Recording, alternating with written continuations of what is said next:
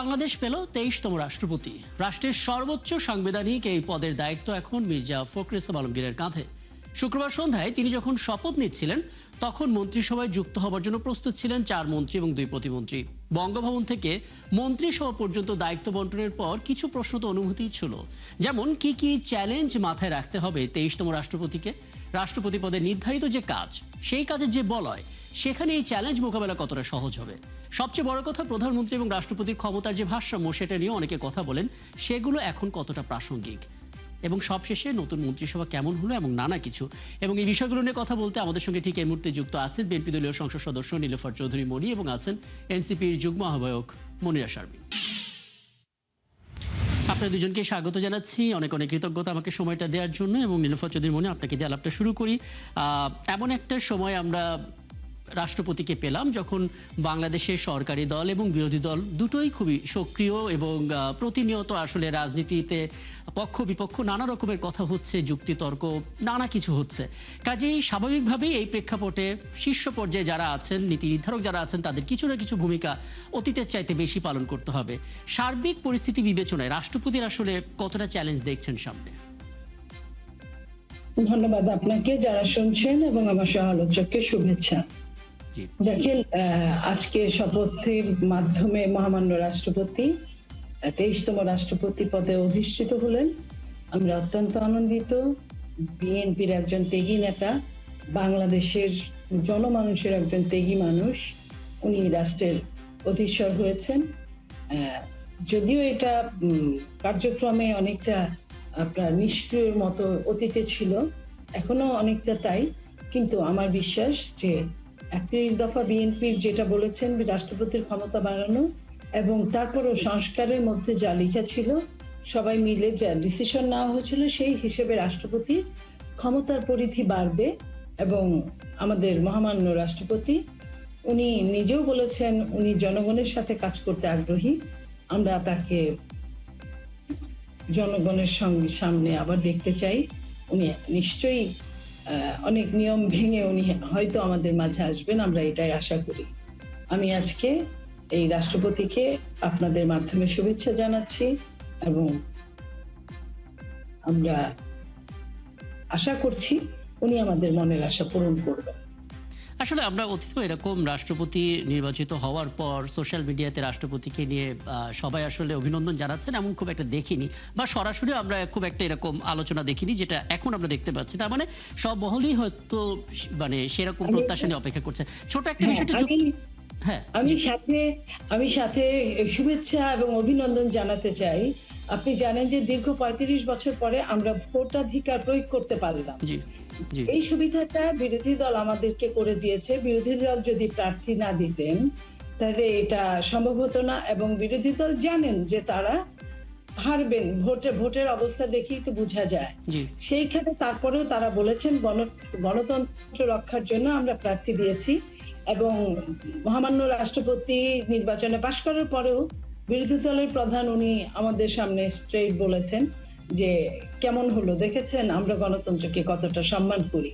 হ্যাঁ, তো এই জায়গাটা, এইখানে আমি মনে করি বিরোধী দলের এইখানে ধন্যবাদ পাওয়ার যোগ্য কাজ করেছেন ওনারা। আমরা যার চুলচেরা হিসেবে যখন যাকে ধন্যবাদ দেওয়ার দিই, যখন যা সমালোচনা করা উচিত সমালোচনা করি, এবং আজকে আমি আবার ওই গণতন্ত্রের দিকে প্রবাহিত করার জন্য বিরোধী দলের প্রতি আমরা সম্মান প্রদর্শন করছি। এটা খুব ইন্টারেস্টিং। মনিরা শারমিন, আপনি শুনলেন নীলুফা চৌধুরী মনি, বোধ করি তিনি শুধু ব্যক্তিগতভাবে নাই, তিনি তার দলের পক্ষ থেকে এবং সংসদ সদস্য হিসেবেও তিনি এই বার্তাটাই দিলেন আর কি, যে ধরনের আসলে আচরণ বিরোধী দল করেছে, যে তারা জানে সংখ্যাগরিষ্ঠতা ভিত্তিতে 70 অনুচ্ছেদ অনুসারে রাষ্ট্রপতি কে হবেন সেটা আমরা মোটামুটি জানি। তারপরও আমরা দেখলাম প্রার্থী দিলেন গণতন্ত্রের যে ভাবমূর্তি সেটা রক্ষায়। প্রথম কথা হচ্ছে রাষ্ট্রপতিকে নিয়ে আপনার প্রত্যাশা, আপনাদের যে পর্যবেক্ষণ সেটা বলবেন, সাথে একটু যুক্ত করবেন। ভোট দেওয়ার আগে নাহিদ ইসলাম কিছু কথা বলেছিলেন, ক্ষমতার ভারসাম্য থেকে শুরু করে নানা কিছু, সেই আক্ষেপগুলো কি এখনো আছে নাকি সেটা কি প্রত্যাশায় রূপান্তরিত হয়ে গেছে? আসলে কি বলবেন? ধন্যবাদ আপনাকে, যারা দেখছেন তাদের শুভেচ্ছা, এবং আমার সহ আলোচক মনি আপাকে শুভেচ্ছা। প্রথমত আমি আমাদের 23তম রাষ্ট্রপতি জনাব মির্জা ফখরুল ইসলাম আলমগীর, তাকে অভিনন্দন জানাই। তিনি রাষ্ট্রপতি নির্বাচিত হবার জন্য।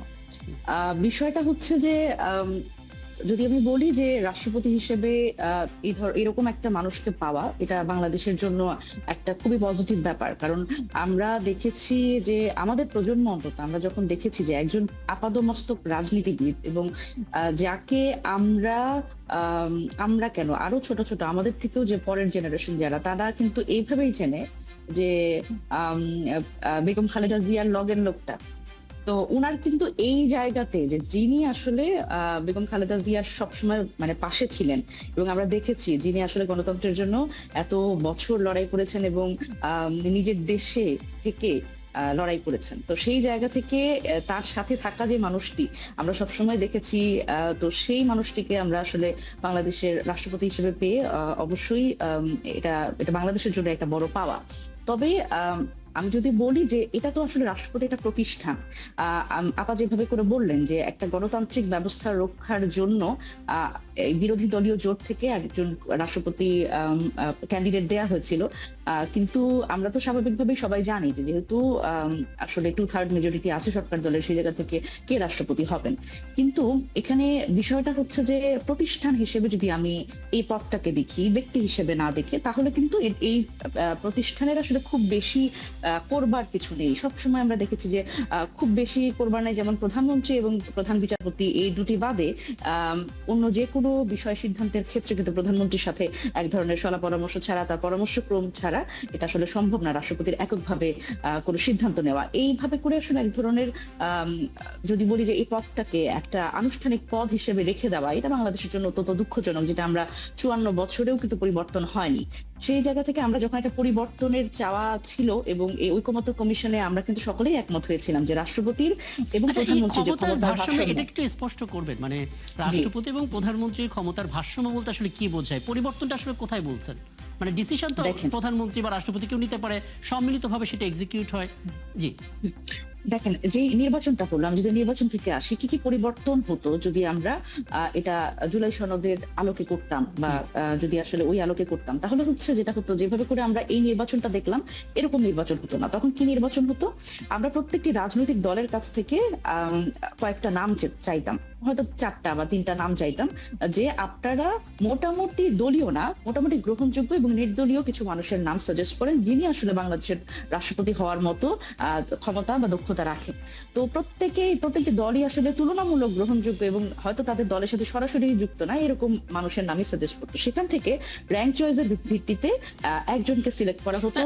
এবং আগে আপনার সাথে ধারণা হয়েছে, কথা বলেছি যে প্রক্রিয়াটাই নিয়ে আমি কথা বলছি না, আমি প্রতিষ্ঠান হিসেবে রাষ্ট্রপতির ভূমিকাটা নিয়ে কথা বলতে চাচ্ছি, যেটা আপনি আসলে বললেন যে তেমন কিছু করার নেই।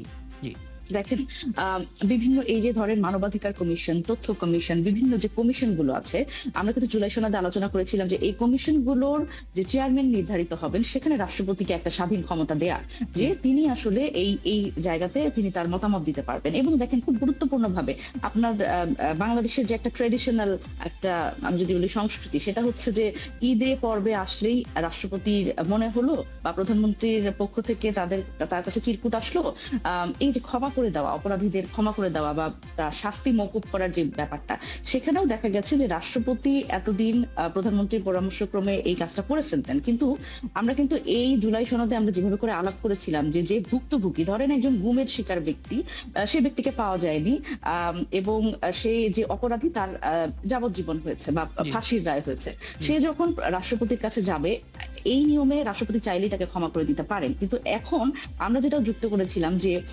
এই যে অভিযোগকারী বা পরিবারের ক্ষেত্রে, পরিবার যদি মতামত না দেয় তাহলে কিন্তু রাষ্ট্রপতি করতে পারেন না। সুতরাং রাষ্ট্রপতির যে এককভাবেও কিছু কিছু ক্ষমতা ছিল, সেই ক্ষমতাও কিন্তু একটা ব্যালেন্সের মধ্যে নিয়ে আসা হয়েছে। এবং আমি যেগুলো বললাম যে বিভিন্ন কমিশন গুলো যেগুলো আছে, তথ্য কমিশন, মানবাধিকার কমিশন, স্বাধীনভাবে তার মতামত দিতে পারবেন। এটা নিয়ে একটু নীলোফা চৌধুরী মনি, আপনি একটা অবজারভেশন যদি পাওয়া যায়, আপনি যে আইনের মানুষ, আপনার দিক থেকে নিশ্চয়ই একটা বার্তা আমরা পাবো।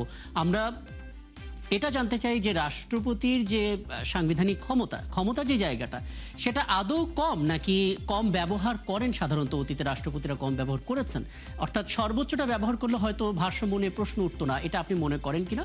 এবং দ্বিতীয় বিষয় হচ্ছে, গুরুত্বপূর্ণ কমিশনে একটা স্বাধীন পদ হিসেবে রাষ্ট্রপতি থাকার কথা বলা হচ্ছিল জুলাই সনদের ক্ষেত্রে, আপনার আসলে এই বিষয়ে কোনো মতামত আছে কিনা? দেখেন, আমি শেষেরটা দিয়েই শুরু করি। জি জুলাই সনদের ক্ষেত্রে যে কথাগুলো বলা হয়েছে, সেখানে সব দল মিলে রাষ্ট্রপতির ক্ষমতা বাড়ানোর জন্য যেটা বলেছেন, আমরা নিশ্চয়ই এর বাইরে না, এবং এটা নিয়ে বোধহয় কোনো কন্ট্রাডিক্টরি ওরকম হয়নি। কারণ বিএনপি 2023 সালে আপনাদের সাংবাদিকদের নিয়ে প্রেস কনফারেন্সে বিএনপি অনেক দিনের লালিত, অনেক দিনের গবেষণার লব্ধ ফসল সবগুলো বিএনপির জোটের সবার মতামত নিয়ে 31 দফা পেশ করেছিলেন। সেইখানে আপনার রাষ্ট্রপতির ক্ষমতাকে বাড়ানোর কথা বলা হয়েছিল, সেইখানে উচ্চ পরিষদের কথা বলা হয়েছিল, উচ্চ কক্ষের কথা। সেইখানে আপনার 2বারের বেশি প্রধানমন্ত্রী একাধারে হতে পারবেন না, এই ধরনের কথা বলা হয়েছিল। সেটার ক্ষেত্র ধরে যখন জুলাই সনদে এই প্রশ্নটাই উঠেছে, তখন বিএনপি কিন্তু তার আবারও কমন সাবজেক্টে উইলিংলি ওনারা রাজি হয়েছে। এবং আপনি যে কথা বললেন, রাষ্ট্রপতির যে বর্তমানে ক্ষমতা আছে, আপনার এর আগে যে রাষ্ট্রপতি আপনার এরশাদ সাহেব পর্যন্ত ছিলেন, যদিও উনি স্বৈরাচার ছিলেন, তারপরেও ওই সময়টা ছিল রাষ্ট্রপতি শাসিত সরকার। 90-এর পরে সেটা মন্ত্রিপরিষদ শাসিত সরকারে আপনার গণভোটের মাধ্যমে মন্ত্রিপরিষদ শাসিত সরকারে রূপ লাভ করে। সেই জায়গায় রাষ্ট্রপতি শাসিত সরকারে রাষ্ট্রপতির ক্ষমতা বেশি থাকে, প্রধানমন্ত্রী নামে মাত্র ক্ষমতা থাকে। ঠিক তেমনি মন্ত্রিপরিষদ শাসিত সরকারে প্রধানমন্ত্রীর ক্ষমতা বেশি থাকে, রাষ্ট্রপতি বিশেষ বিশেষ রাষ্ট্রের দুরবস্থার সময়, রাষ্ট্র কোনো সমস্যা মোকাবেলার সময়, রাষ্ট্রের বিশেষ কোনো আপনার প্রধান বিচারপতি, শপথ বাক্য, এই জায়গাগুলা, সংসদ অধিবেশন শুরু, এই জায়গাগুলো রাষ্ট্রপতি তার স্বাক্ষর রাখতে পারেন। কিন্তু বাকি জায়গাগুলো যখন রাষ্ট্র স্মুথলি চলে, তখন রাষ্ট্রপতির তেমন কাজ থাকে না। বাট আমরা চাই যে রাষ্ট্রপতি এবং প্রধানমন্ত্রীর মধ্যে ক্ষমতার একটা ব্যালেন্স আসুক, পাওয়ার অফ ব্যালেন্স যেটাকে বলে, ক্ষমতার ভারসাম্য। সেটা থাকলে কেউই বসে থাকে না, আবার কারো অতিরিক্ত কাজ থাকে না। প্রত্যেকেই তো আমরা মানুষ, আমরাও একটু নিস্তার চাই, স্বস্তি চাই, শান্তি চাই। সেটা আমি অন্য কথায় নাই বা গেলাম, কার ক্ষমতা বেশি কার কম, একজন বসে থাকবে আরেকজন সারাদিন কাজ করবে, এটা না। আমরা ওই জায়গাটা থেকে চিন্তা করেছি যে সবারই তার তার নিজস্ব জায়গা থেকে রাষ্ট্রকে দেওয়ার আছে, এবং একজন মহামান্য তার তো অবশ্যই দেওয়ার মতো থাকবে, উনি শুধু নামে মহামান্য থাকবে এটা আমরা চাই না। সেই কারণে আমি মনে করি যে রাষ্ট্রপতি এখন যে ক্ষমতার বলয়টা আছে, দায়িত্বের বলয়টা আছে, সেটা সর্বোচ্চটা ব্যবহার করা গেলে এই ক্ষমতার ভারসাম্য নিয়ে প্রশ্ন উঠবে কিনা? আপনার মনে হয় কিনা যে সর্বোচ্চটা ব্যবহার হচ্ছে না? এখন যে ক্ষমতা আছে সেটা সর্বোচ্চ আপনার কখন, আমি আবারও বলছি, সর্বোচ্চটা আপনি তখনই ব্যয় করতে পারবেন, ব্যবহার করতে পারবেন যখন রাষ্ট্র বিপদগ্রস্ত হবে।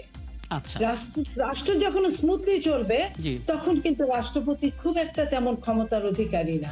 শপথ বাক্য পাঠ করানো, প্রধান বিচারপতি নিয়োগ, সেটাও কিন্তু মাননীয় প্রধানমন্ত্রী সব সেট করে দেন।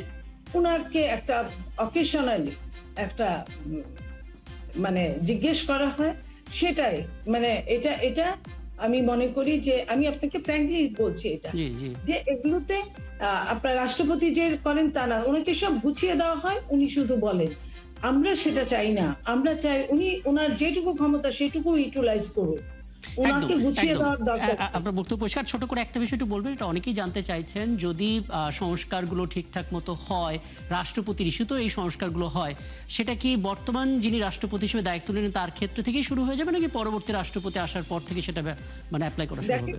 এটা বিল পাশের উপর ডিপেন্ড করবে। আমি মনে করি যে দিন বিল পাস হবে তার পরের দিন থেকেই ওইটা কার্যকরী হওয়ার কথা। যদিও আপনি দেখেন ইন্টারিম সরকারের সময় তত্ত্বাবধায়কের যে বিলটা আমরা দেখলাম আদালত কর্তৃক প্রকাশিত হলো রায়টা, সেখানে বলা হয়েছিল চাইলেই কিন্তু নির্বাচনের আগে রায়টা হয়েছিল, চাইলে এই নির্বাচনটা তত্ত্বাবধায়কের মাধ্যমে করা যেত যদি ওইটাকে আমরা ফলো করতাম। কিন্তু ওইখানে রায়তে বলা হয়েছিল যে এটা চতুর্দশ সংসদ নির্বাচনে এটা কার্যকরী হবে। তো এই টাইপের যদি না বলা থাকে, তাহলে আপনার মনে করেন রায় যেদিন হবে, বিল পাস হওয়ার পর থেকেই কাজ হয়ে যাবে, সেই দিনের পরের দিন থেকে এটা হবে। আচ্ছা, আমি একটু পরে আপনার কাছে মন্ত্রী পরিষদ নিয়ে আলাদা করে আলাপ করার চেষ্টা করব। মনিয়া শাহীন, আপনি শুনলেন নিরূপা চৌধুরী মনি মানে বর্ষের রাজনীতিবিদ, দীর্ঘদিনের তার রাজনীতি ক্যারিয়ার এবং অভিজ্ঞতার আলোকে তিনি যে কথাগুলো বললেন, তাতে বোঝা গেল আসলে সংস্কারের জন্য প্রতিটা স্তরে স্তরে বিএনপিও একমত জুলাই সনদের ক্ষেত্রে। কিন্তু তারপর আমরা দেখতে পাচ্ছি বিরোধী দলের সঙ্গে সরকারের একটা অনাস্থার জায়গা, একটা গ্যাপ। এই গ্যাপটা কেন? দুজনেই যদি সংস্কারের পক্ষে থাকেন, কমিটমেন্ট থাকে, তাহলে গ্যাপটা কেন থাকবে আসলে? দেখেন, এটাই আসলে সবচেয়ে গুরুত্বপূর্ণ প্রশ্ন। যেমন আপা কিন্তু বললেন যে শুধুমাত্র বিচারপতি নিয়োগ এবং জরুরি অবস্থা জারি, এছাড়া আসলে রাষ্ট্রপতির এই আনুষ্ঠানিক রাষ্ট্রপতির যে পদটা, সেটা আসলে কোনো কাজ নাই এখন পর্যন্ত।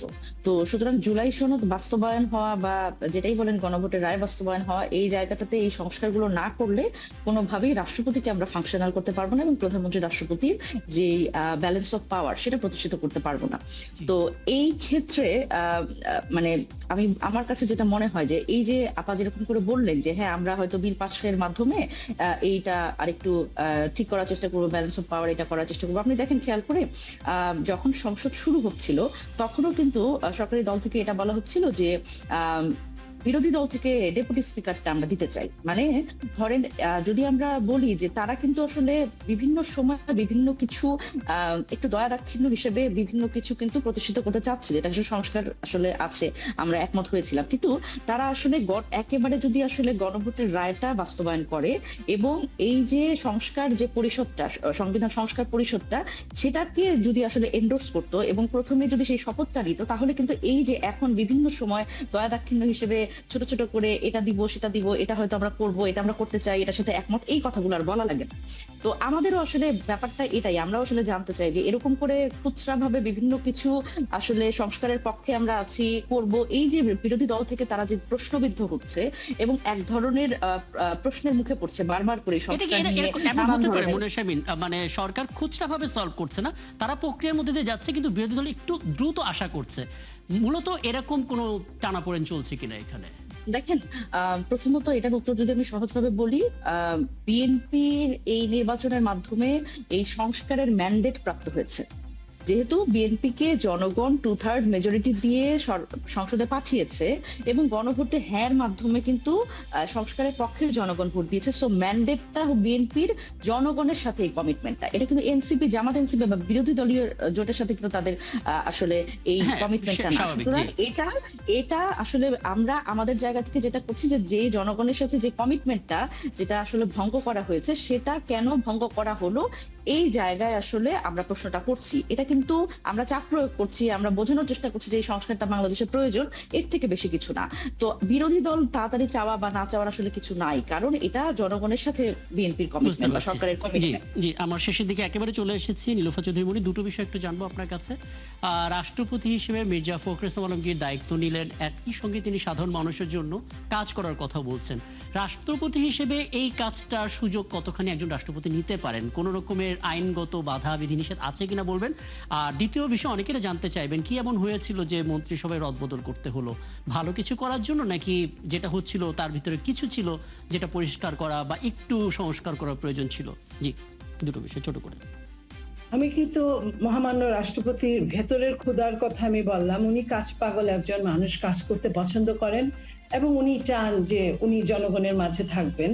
তো চাইলে আমরা নিশ্চয়ই, বিএনপিও ব্যবস্থা করে দিবে বা সরকারের পক্ষ থেকে ব্যবস্থা করে দিবে বিভিন্ন প্রোগ্রাম, যেমন বিভিন্ন বিশ্ববিদ্যালয়, বিভিন্ন আপনার ছোটখাটো নিরপেক্ষ কোনো মিটিং, সেটা যে কোনো জায়গায় হতে পারে, সেখানে উনি যে কনভোকেশনে যেতে পারেন। উনি আপনার সরকারের কোনো প্রোগ্রাম যেটা জনগণের ডিমান্ডের মধ্যে থাকে, সেটা একটু হোক, কৃষি, খাদ্য বা বস্ত্র বা অন্য বাসস্থান, যেটাই হোক না কেন, মৌলিক চাহিদা সম্পর্কে উনি করতে পারেন। আর উনি যেটাকে বোঝাতে চেয়েছেন আমার মনে হয় সেটা হলো যে এই যে রাষ্ট্রপতি এবং প্রধানমন্ত্রীর যে ভারসাম্য ক্ষমতা, সেটা বাড়লে, সেটা বিল আকারে প্রকাশ পেলে অধ্যাদেশটা, সেইখানে তো ওনার কিছুটা মন্ত্রিসভা নিয়ে, নতুন মন্ত্রিসভার রদবদল নিয়ে, মন্ত্রিসভা নিয়ে দেখেন, মন্ত্রিসভা আপনি জানেন এর আগে যে ঢাউস পরিমাণ ফ্যাসিস্টের সময় মন্ত্রিসভা ছিল, বিএনপি কিন্তু কাটছাট করে এক একটা মন্ত্রীর সঙ্গে 2-3টা মন্ত্রণালয় জুড়ে দিয়েছে মাত্র 24টা এবং 25টা মন্ত্রী, প্রতিমন্ত্রী 25 জন, ফুল মন্ত্রী 24 জন দিয়ে হয় না এতগুলো মন্ত্রণালয়। সেই জায়গায় 6 মাস যেহেতু চলে গিয়েছে, এর মধ্যে দেশেরও অনেক রকম নতুন নতুন সমস্যা ক্রিয়েট করেছে, সেগুলো ছুটানোর জন্য বা এই মন্ত্রী পরিষদে যেটা 2টা-3টা মন্ত্রণালয় হয়তো সেখান থেকে একটু ভাগ করে দিবে, এমন না যে কাউকে ভিতরে বাদ দিয়েছেন। আপনি খেয়াল করেন যে কাউকে যদি বাদ দেয় তাহলে না হয় আমরা অন্য কথা চিন্তা করতে পারি, যেহেতু এখানে অনেকগুলো এখনো এই যে 6 জনকে নেওয়া হয়েছে, তারপরেও অনেকগুলো মন্ত্রণালয় চাপে থাকবে, এক একজনের ঘাড়ে 2-3টা করে থাকবে। তো এই জায়গাটা, এবং আমরা মনে করি আরো মন্ত্রী পরিষদের কলেবর বাড়ানো উচিত, এবং বাড়াবেন সরকার, এটা খুব ঠান্ডা মাথায় চিন্তা ভাবনা করে বাড়াবেন।